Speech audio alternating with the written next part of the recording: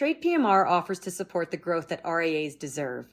Whether you're looking to add an additional custodial services provider or make the switch to a new one, Trade PMR offers advisors access to dedicated team members, so when you need help, you know exactly who to call. Trade PMR, member of FINRA and SIPC.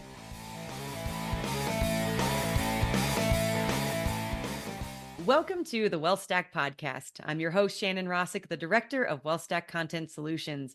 In this episode, I'm joined by John Spires, Chief Information and Technology Officer at Buckingham Wealth Partners.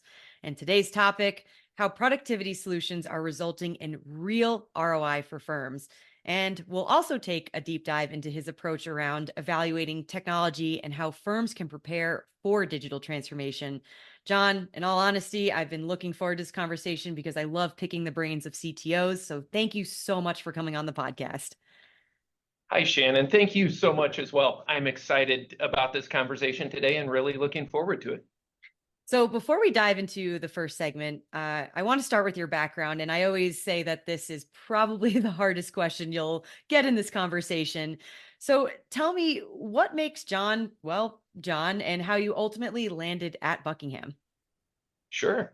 So I was born and raised here in St. Louis, Missouri. Interesting fact of the office I'm standing in right now is about 5 minutes from where I went to college here. And right across the street from my first job when I graduated from college. But when I started my career, I guess, or thinking about my career, I intended to focus on computer science and engineering, a background that many people probably think of for CTOs and others. But I decided instead to focus on business, and actually finance is what I got my major in, thinking I'd end up on Wall Street someday eventually. But had a deep passion for technology, which kept pulling me back into the space. And with that, I ended up spending about 15 years doing technology consulting for a company here in St. Louis, and eventually led their office here in St. Louis for them. In about 2015, I started conversations with Buckingham, and it was just an interesting idea to come help what I'll call a young financial services company begin to grow and mature in the technology space. And so I came in to help lead engineering and development teams. And over my time here, I've kind of broadened that scope to all of technology, which I still manage and oversee. But I also spent time leading operations and client service teams, our real estate group, marketing for a little while, almost everything inside the organization, non-advisor facing, if you will. And eventually became CITO in January of 2020. And one of the first big challenges, if that date is stuck in everyone's head, right, is first big thing was lead the firm through COVID from a technology standpoint. So that was a fun challenge for me to get going. But that's kind of where I grew up, what I started my career with, and what I'm doing right now. So I'm going to assume you went to WashU then. You are correct. Yes. Beautiful campus. I actually looked at WashU as well, and very familiar with the St. Louis area. It has so much to offer, and especially the food scene, but we'll dive into that later. You said something interesting, and this is the first time I've heard it called a CITO. And as we know, the role of the CTO is constantly evolving. There's proof of it right there. And, I think the industry is finally realizing that particular position is really just a critical and strategic connector between teams, tech, and clients, especially as you mentioned in this hybrid world, especially post-COVID. So how do you ultimately strike that balance or even prioritize which initiatives matter within Buckingham? Well, I think the easy answer would be if I could just throw a dart every day and pick out what projects showed up. But, the challenge of that is trying to see where to spend the resources, right? If we had unlimited budgets, unlimited bandwidth, it'd be really easy to go after the projects that everyone is interested in. But when you look at the financial services space, the fintech space, things are changing so quick out there. And so, when we look at some of these things, there's really four kind of main questions that I ask and that we go through as an organization.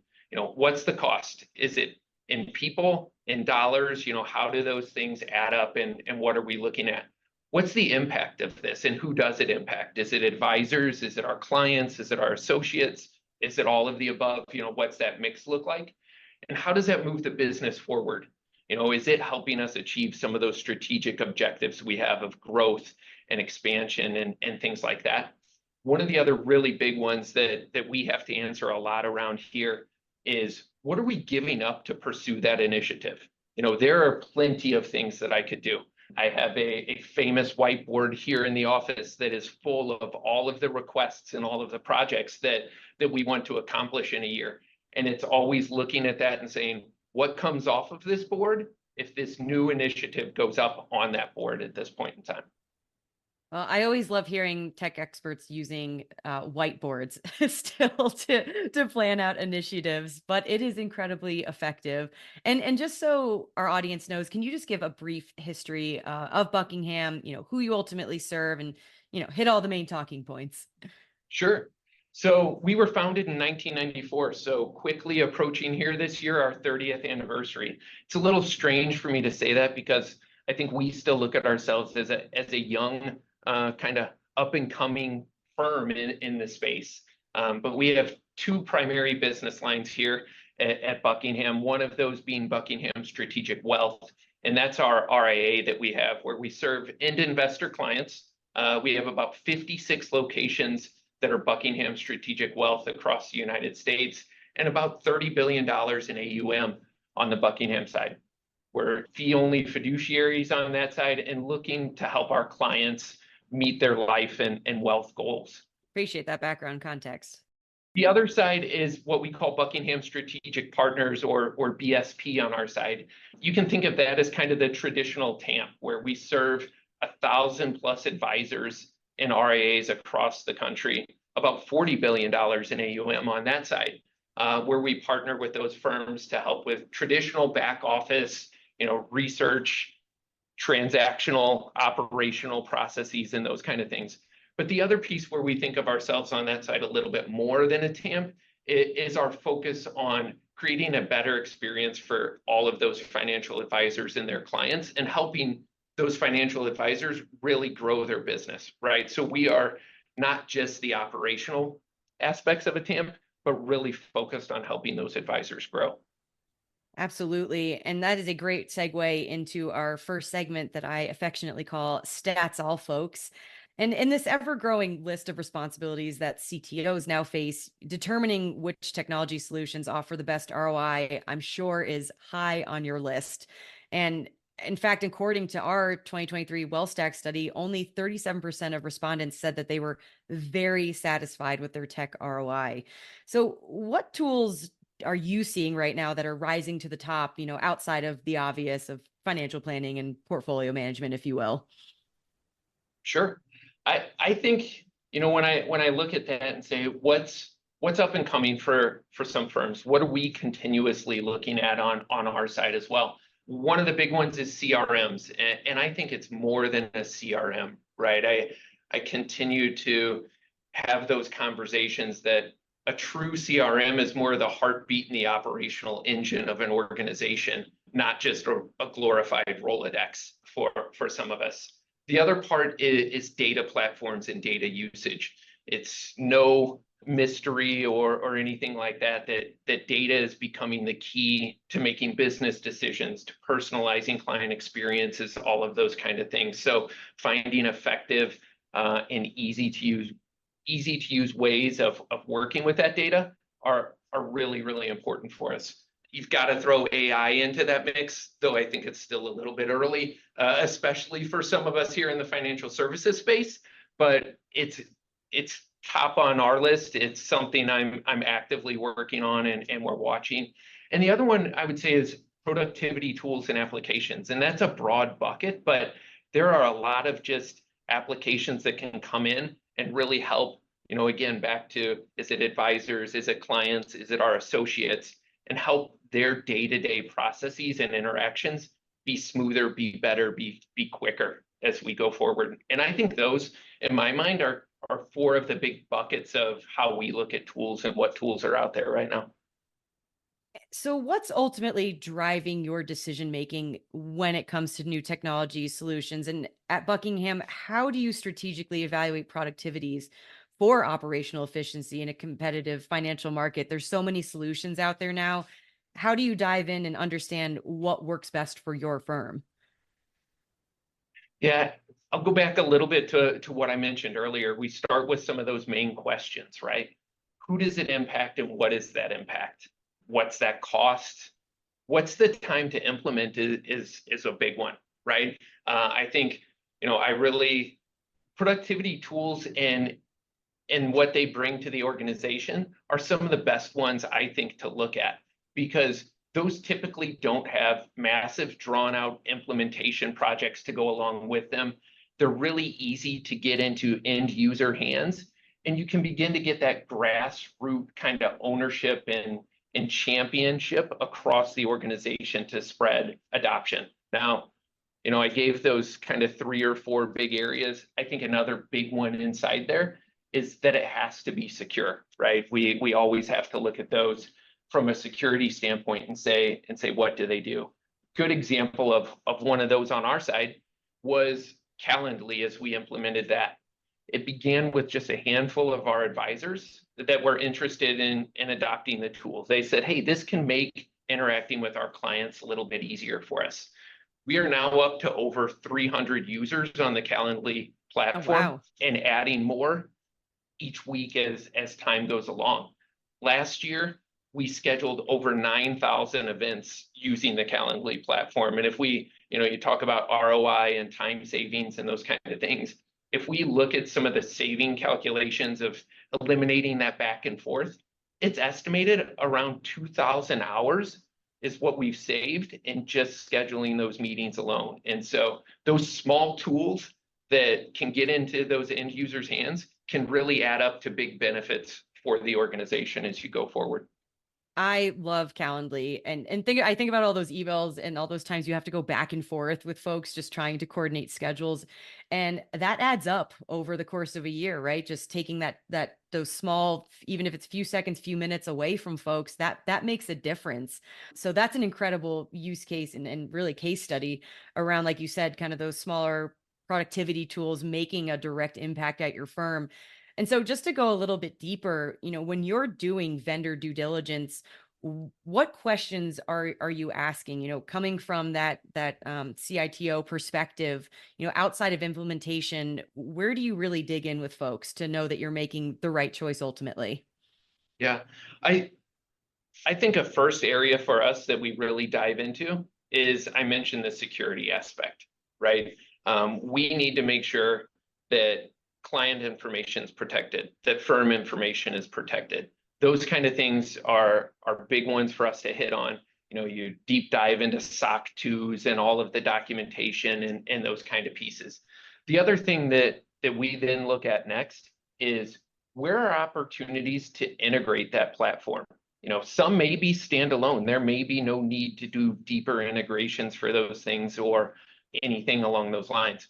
But if we can find ways to build those tools into other tools we have or other platforms we have, that's a huge help for us. Again, you go back to that Calendly use case of, hey, it started as standalone, right? I think we've all received those links from someone in an email that's just, here's my Calendly, go ahead and pick a time and schedule a meeting for me. It's now built into the email signature for many of our advisors, right? It's there, it's easy for clients to get to.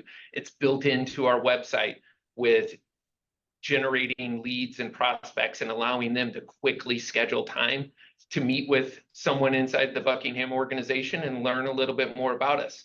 That information feeds down to Salesforce, right? So you've taken that one tool that's saving a lot of time on the front end, but you're kind of stretching it throughout the operational systems of the organization to get data flowing and to speed up processes and make things a little bit more efficient as you go. On behalf of WealthManagement.com, we invite you to join us on May 13th through 16th in Hollywood, Florida, for WealthStack, part of Wealth Management Edge. Our agenda is designed to power a new generation of growth-oriented advisors with the latest innovations and trends in technology strategies.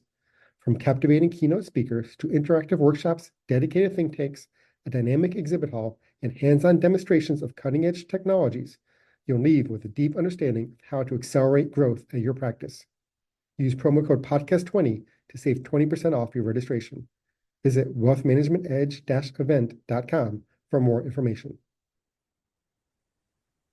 And in a similar vein around productivity, our WealthStack study also uncovered that the top 3 business objectives for firms in 2024 were adding more clients, deepening relationships with existing clients, and improving the client experience. So no easy lift there, but the challenge that firms are facing is really differentiating that client experience. It goes beyond just saying, hey, we're better at this. And that can obviously take a lot of work. So I would make the argument, couldn't automation help here? What's the opportunity for advisors knowing that those are their objectives for this year? Yeah, I definitely think one, those responses match everything. I would say if you asked me that question, right? Where are you trying to focus? What are some of those big objectives for a firm? And I do think automation comes into play there, right? You look at how do you make some of those experiences easier for clients?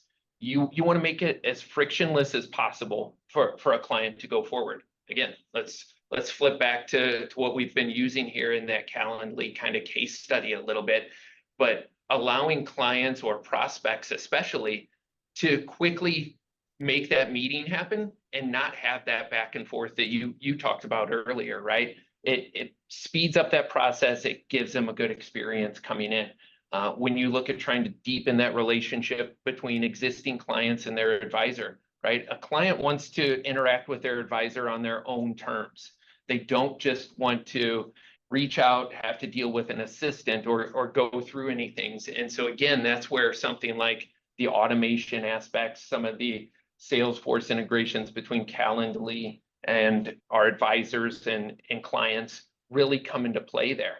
I think another new technology, and I'll say new in kind of quotes on this side, that we're seeing get into that space as well and less on the automation front, is the idea of texting between advisors and clients, right? And we know that brings its own set of challenges for firms to deal with, but it's all about how do you meet those clients where they are, right? How do you give them those experiences that they're used to outside of our industry and really begin to help pull them along and pull yourselves along, really, because clients are kind of driving us to what's coming next. Oh, absolutely. Everyone's looking for that Amazon or Netflix curated experience, if you will. So that leads me to ask you then, how can evolving digital experiences for clients and advisors help firms deliver stronger wealth solutions? We're obviously scratching the surface with things around AI. You mentioned texting, but at the end of the day, it all comes down to the delivery of advice and how their advisors ultimately work with their clients. It does. And I think, one of the things that's probably not a secret to many in this industry is that the adoption rates of client portals, what we think about when we think of digital experience right now, are not good. They've lagged for years right now. And I think part of that, and Buckingham thinks that part of that is that it doesn't really match the client experience of the firm, right? You have a digital experience, but that's often very separated from your client experience. If you say that the experience of your firm is talking to clients about financial planning and their financial wellness in their life and those kind of things, but you give them a digital experience of going to a portal that the first thing they see is a giant view of their balance and what's changed over the course of the last day or week or those kind of things, begins to drive a wedge between what's the experience you as a firm give to clients in the physical world or the traditional world, if you will, versus what you give them in the digital world. And so as we look at all of these different tools out there, which is one of the big things that we have on our radar this year and that we're actively working on, is that idea of digital transformation and digital experience. It's taking a step away from some of those kind of standard client portals that exist out there and saying, how do we create an experience that truly brings the physical, the traditional way that we work with our clients, the conversations that we want to have with them, into, the modern digital world that takes advantage of tools, like AI, like all of the data we have available, all of the different integrations that are out there. And that's what we're trying to bring together, because we feel like that's kind of the next step in delivering a good digital experience and giving our advisors that toolkit to be more efficient, to really put themselves and focus on the skill set of the advisor, which isn't rebalancing portfolios or scheduling meetings or stapling paperwork together. It's having those conversations with a client. And that's where the big piece, I think, comes in and really begins to move firms forward in that next iteration of digital experiences and client experiences. No, and that's a great point that you make, that it's the two experiences are still it's equal but separate. And like you said, it all needs to come together and just be a consistent experience across the board. And so you started talking about it, but I want to dig in a little bit more to, what's on the roadmap for Buckingham. What are your priorities? I know you have your giant whiteboard, but what's ultimately driving the decision making? Is it what advisors want? What are the advisors at Buckingham asking for? Is it how does that all come about? And again, how do you prioritize all of it? Yeah, I think it's a mix. And so, what drives that forward, what our clients need and what we want to give to our clients is priority one, right? We want to take care of them. We want to cater to what they are looking for. And so that digital transformation and experience are one of the big things that's out there for us. Priority two, and others that are in that list, are we need to scale our business. I mentioned we're approaching our 30 years right now. And so we are turning from, that smaller organization and firm, which we still want to have that feeling for our clients, but operating like an enterprise. And so things like those data platforms I mentioned earlier, data usage, making data-driven decisions as it comes to running our business are huge ones as we go as well. And then I talked about security a little bit. That's a big one for us, and the coming AI kind of revolution, if you will, and how that becomes kind of materializes itself, I guess I would say, inside the organization, both for associates and for our clients. So those are some of the big kind of bucket priorities that exist out there.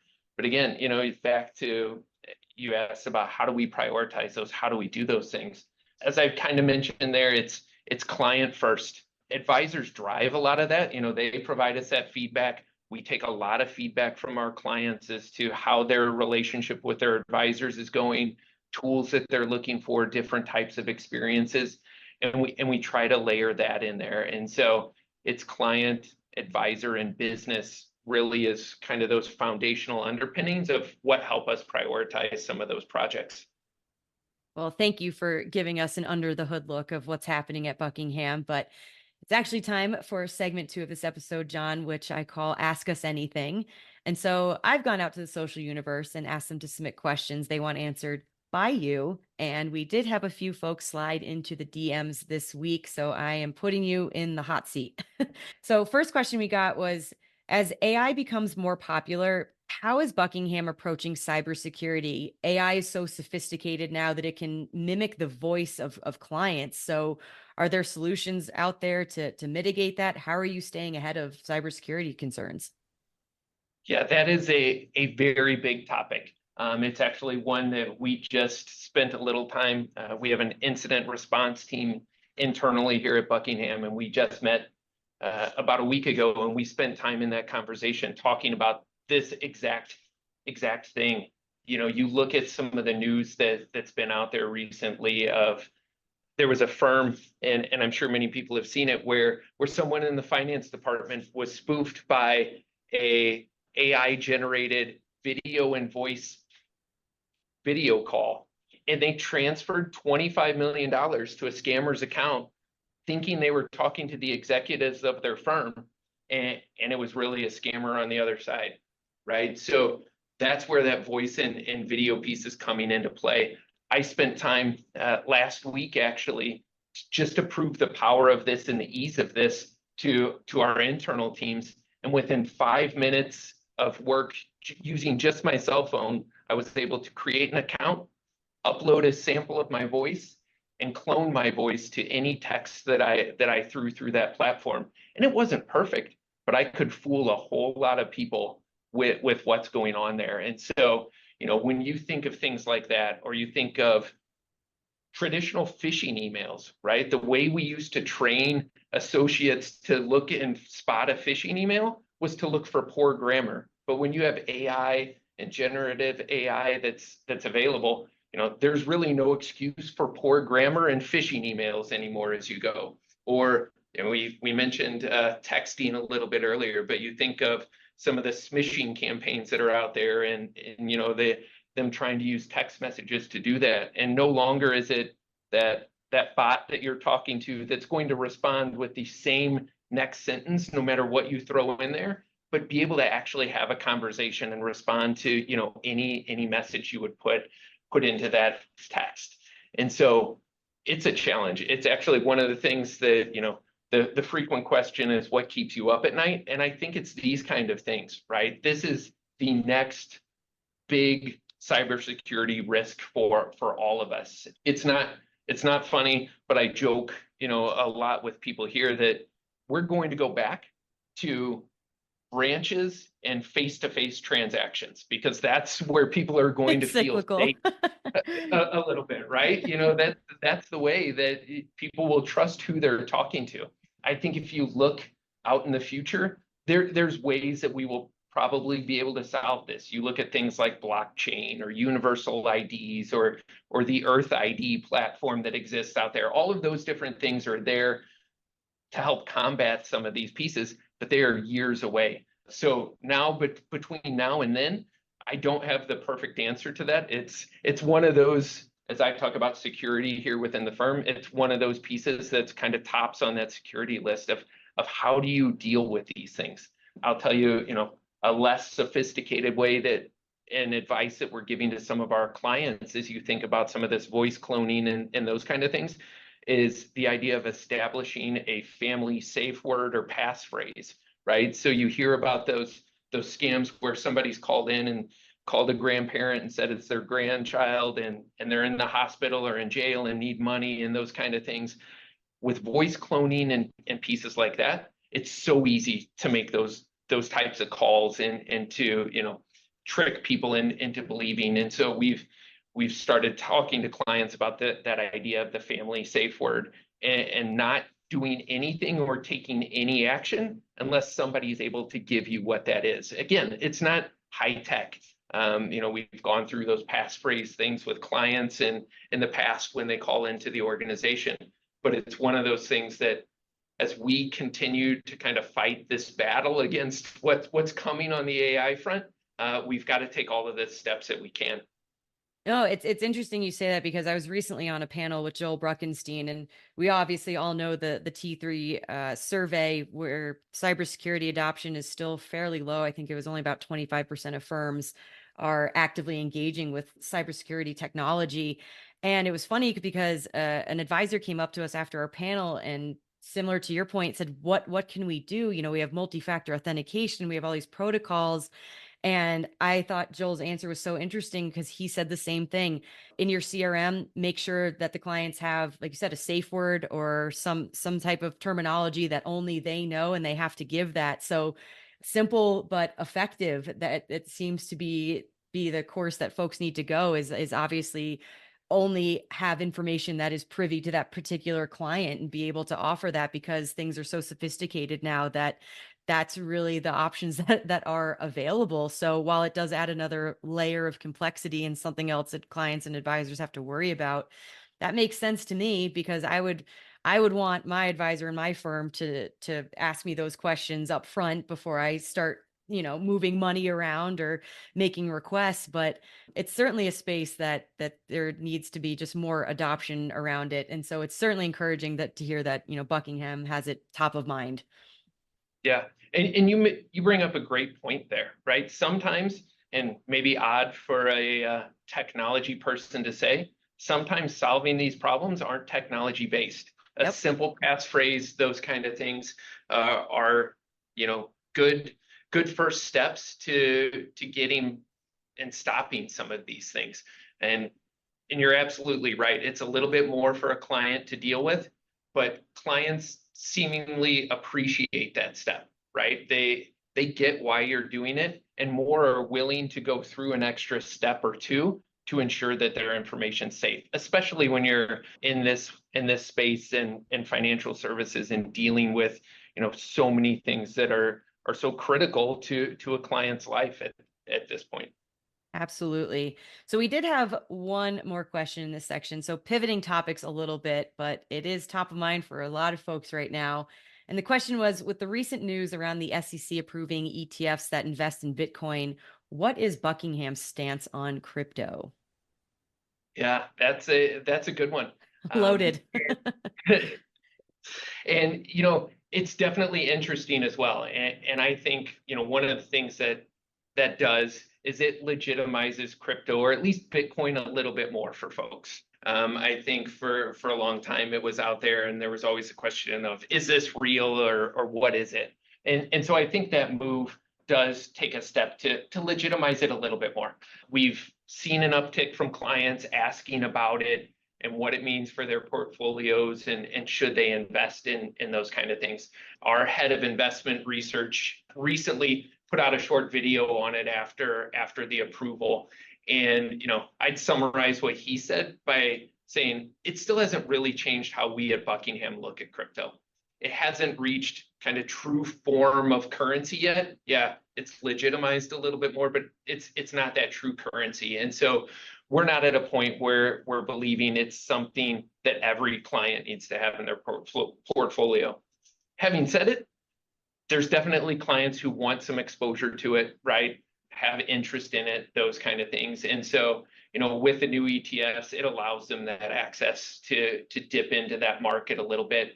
And, our stance on it is make sure for our advisors that if their clients are asking about it, that they really do have that conversation. They talk to them about the risks, they evaluate it in the overall financial plan, all of those kind of things, before they make any moves into that space. Sure. Well, I appreciate you being put on the spot and your insightful answers here. But we have come to our final and probably my favorite segment that I call Stack It or Whack It. So I'm going to throw out a few technologies, or just sometimes they're just random ideas that I have, and they're not necessarily WealthTech related. So be prepared. And you tell me if they are worth the hype. Essentially, stack it, use it or love it, or whack it, lose it or dislike it. So, first question I have for you, obviously being from St. Louis, I am going to make the very bold assumption that you are a Cardinals fan. We are actually Cardinals fans in this household as well, because my husband lived in St. Louis for over a decade. So I have to ask, especially with the last couple of years with how they've gone, stack or whack their upcoming season? Well, I thought for sure when you said St. Louis and brought that up, you were going to ask me about St. Louis pizza or toasted ravioli Not going to ask about one emos. of those kind of things. So I would stack both of those for the record. I will not turn either one of those things down as we go. As far as the Cardinals go, yes, big Cardinal fan, but unfortunately, I'm going to have to whack it for this season for the Cardinals. They were terrible last year, and I don't think they've done much this offseason to really improve their chances. So I think they're hoping for failure from others in the division to get their success this year. Oh, that's a tough strategy. We just need to get Yachty managing the team at this point, right? I will agree with that. If you can make that happen, then I'll change my answer. There we go. All right. So when that does happen, we'll record a whole other episode on that. All right. Fair enough. And I'd have to agree with you there. So second question I have for you, a little more industry related. Again, another major headline, interest rates this year. Stack if they're going back up, or whack if you think they're going back down, or a little bit of both. Well, you're hitting me with all of these interesting ones today. The crypto ETFs and interest rates definitely get me outside of my wheelhouse on this one. So I'll personally say whack it, just from hopes on my side. But that said, again, similar to the crypto piece, I leave all of that up to our investment teams on this side, and default to them when it comes to any true advice or thoughts on that piece. just like I would hope they do the same if they start to talk about technology tools or AI or any of those kind of things. Sure. Well, John, I appreciate you playing along with me and indulging me in some of my ridiculous questions, but it has honestly just been an absolute pleasure getting to know you and learning more about Buckingham. So please feel free to tell listeners where they can find out more about you and what you're working on at Buckingham Wealth Partners. Well, thank you very much, Shannon. It's been great talking with you today and really appreciate it. Listeners can learn more about Buckingham Wealth Partners at our website, buckinghamwealthpartners.com, and also on LinkedIn and Facebook. They can also connect with me and follow anything that I'm sharing on LinkedIn at linkedin.com/in/John Spires. Sounds good. And be sure to like and subscribe to the WealthStack podcast on all major podcasting platforms and follow all things WealthStack on WealthManagement.com, LinkedIn, and Twitter, or X, if I still haven't been able to call it that yet. But if you do want the in-person WealthStack experience, join me May 13th through 16th at the Diplomat in Hollywood, Florida for Wealth Management Edge. And thank you all for tuning in.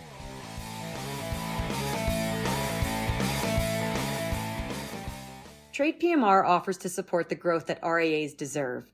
Whether you're looking to add an additional custodial services provider or make the switch to a new one, Trade PMR offers advisors access to dedicated team members. So when you need help, you know exactly who to call. Trade PMR, member of FINRA and SIPC.